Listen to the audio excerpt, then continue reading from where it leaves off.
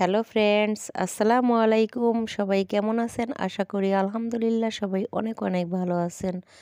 Munni craft and delicious recipe চ্যানেলের পক্ষ থেকে আপনাদেরকে আবারও স্বাগতম।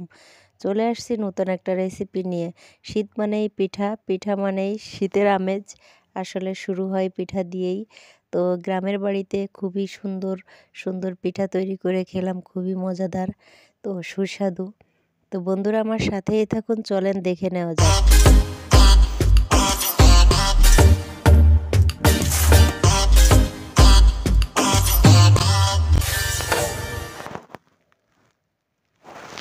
তো প্রথমে আমি 2 কাপ পরিমাণ নারকেল নিয়ে নিচ্ছি। এই দুধ গোকুল পিঠাটা তৈরি করতে নারকেল এবং গুড়, সামান্য একটু গুঁড়া দুধ হলেই হবে। এটাই হচ্ছে আমার উপকরণ, আর একটু লিকুইড দুধ। তো নারকেলটা আমি সুন্দরভাবে ভেজে নিচ্ছি। তো নারকেলটা একটু ভাজা হয়ে গেলে এরপর দিয়ে দিব এর ভিতরে খেজুরের গুড়। শীতকালীন সময়েই তো খেজুরের গুড়ের খুবই একটা আমদানি শুরু হয়, আর শীত না আসলেই তো খেজুর গাছ কাটা হয় না এবং গুড় তৈরি হয় না। তো সেক্ষেত্রে খেজুরের গুড় দিয়েই তৈরি করব। তো দেখেন 1 কাপ পরিমাণ খেজুরের গুড় দিয়ে দিচ্ছি। তো এই গুড়টা আমি মেল্ট হওয়া পর্যন্ত আমি এটাকে ভেজে নিচ্ছি।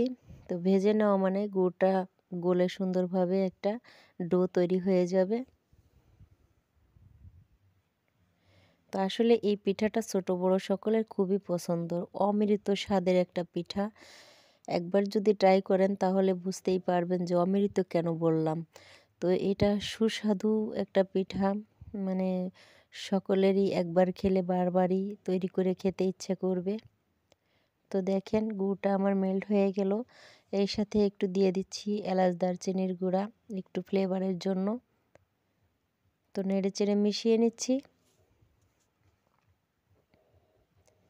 তো এখন দিয়ে দিব আমি 3 টেবিল চামচের মতো গুঁড়ো দুধ। এখানে ডানো ব্র্যান্ডের গুঁড়ো দুধটা নিয়ে নিয়েছি। তো আপনারাও চাইলে যে কোনো ব্র্যান্ডেরটা দিয়ে তৈরি করতে পারবেন, সমস্যা নেই। তবে লিকুইডটা দেওয়া যাবে না এর সাথে।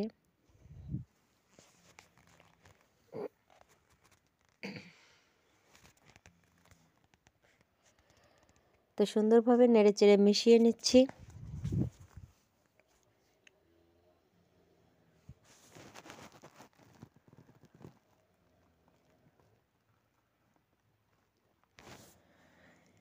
তো বন্ধুরা আমার এই পিঠাটা তৈরি করার সাথেই থাকুন। যদি ভালো লেগে থাকে কোনো অংশে তাহলে অবশ্যই একটা লাইক দিতে ভুলবেন না।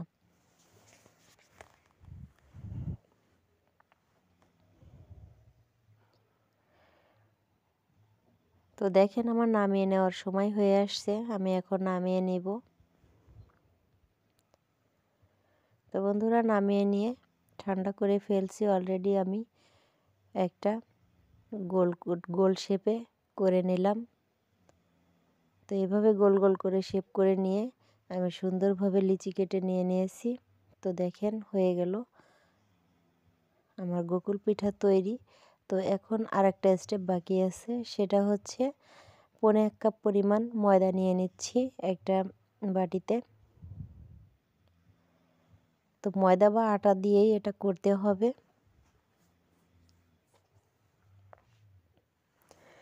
তো এটা আমি হাতের সাহায্যে সুন্দরভাবে একটা বেটার তৈরি করে নেব। একবারে ঘনও না, একবারে পাতলাও না, মিডিয়াম বেটার হবে।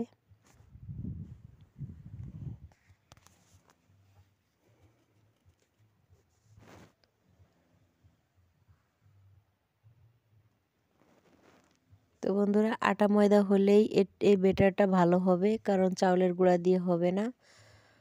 তো আপনারা এটা অবশ্যই ট্রাই করবেন বাসাতে এবং আমাকে কমেন্টসে জানাবেন আপনাদেরটা কেমন হলো। তো দেখেন এরকম বেটারটা তৈরি করে নিলাম। তো এখন আমি আরেকটা স্টেপে চলে যাব, সেটা হচ্ছে চুলাতে অলরেডি প্যানে তেল গরম করতে দিয়েছি।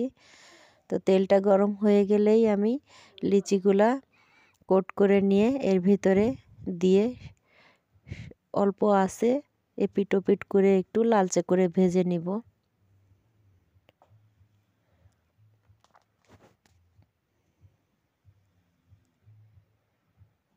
তো বন্ধুরা, পিঠাটা আসলে মনে হচ্ছে খুব কঠিন, আসলেই না। এটা ঝটপট তৈরি করা যাবে যে কোনো মুহূর্তে, যদি ঘরে কয়েকটা উপকরণ থাকে তাহলে আপনারা অল্প সময়ের ভিতরেই তৈরি করে ফেলতে পারবেন। তো দেখেন, আমার অলরেডি ভাজা হয়ে গিয়েছে, আমি এখন তুলে নিব।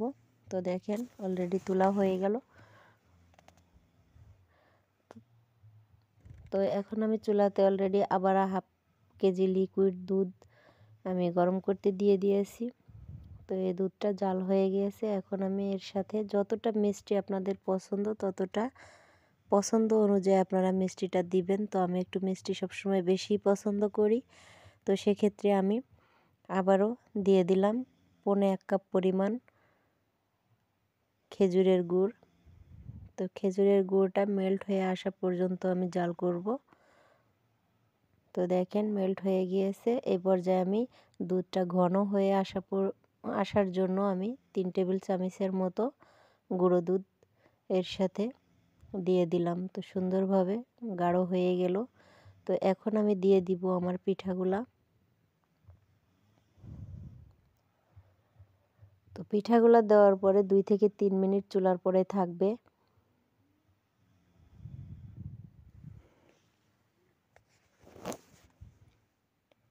তো দেখেন, পিঠাগুলো আসলে খুবই সুন্দর, দেখতেও সুন্দর, খেতেও আরও সুস্বাদু। আসলে খুবই একটা মজার পিঠা। আসলে আপনারা তৈরি করে না খেলে বুঝতে পারবেন না যে এটা কতটা মজার, কতটা সুস্বাদু খেতে। তো আমার আসলে পিঠাটা খুবই পছন্দ হয়েছে এবং আমি কখনো তৈরি করিনি, এই যে প্রথম তৈরি করলাম। তো আমার কাছে খুবই ভালো লেগেছে। মিষ্টি হিসাবে এই পিঠাটাই পারফেক্ট। তো এখন আমি নামিয়ে সার্ভ করে দেখিয়ে দিব, আপনাদের সাথে শেয়ার করলাম। তো আপনাদের কেমন লাগলো অবশ্যই আমাকে কমেন্টস করে জানাবেন। ফ্যামিলি এবং ফ্রেন্ডসদের সাথে শেয়ার করবেন। আমার পরবর্তী ভিডিও আসা পর্যন্ত আপনারা ভালো থাকবেন, সুস্থ থাকবেন। আল্লাহ হাফেজ।